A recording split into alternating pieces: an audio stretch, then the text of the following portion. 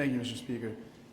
The debate on this bill reminds me of a lesson that I learned early in my marriage, which is that you can't be excused from hurting someone's feelings just because your intention was to do something other than to hurt their feelings. If your impact is to hurt their feelings, you need to apologize for the impact. In this case, if your intention is to uphold a collective memory of sacrifice,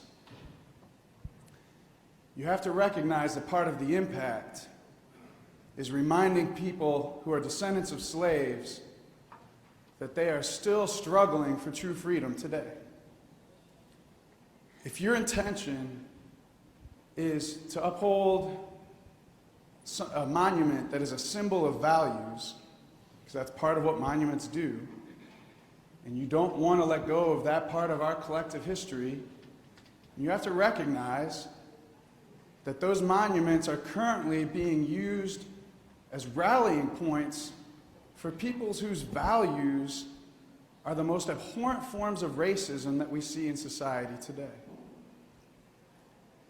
If your intention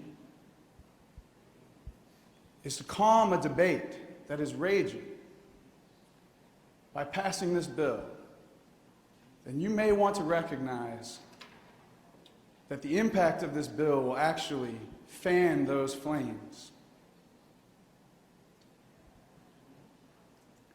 I am not a descendant of enslaved people, but I believe that if it is my job to end contemporary forms of racism, it is my duty to listen to them and understand how contemporary racism impacts their lives.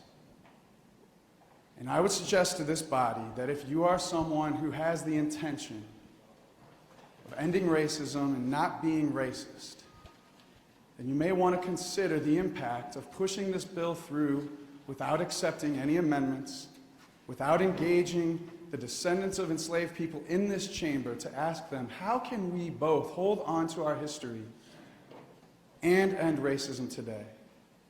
If you're serious about both of those things, then I encourage you to vote no on this bill.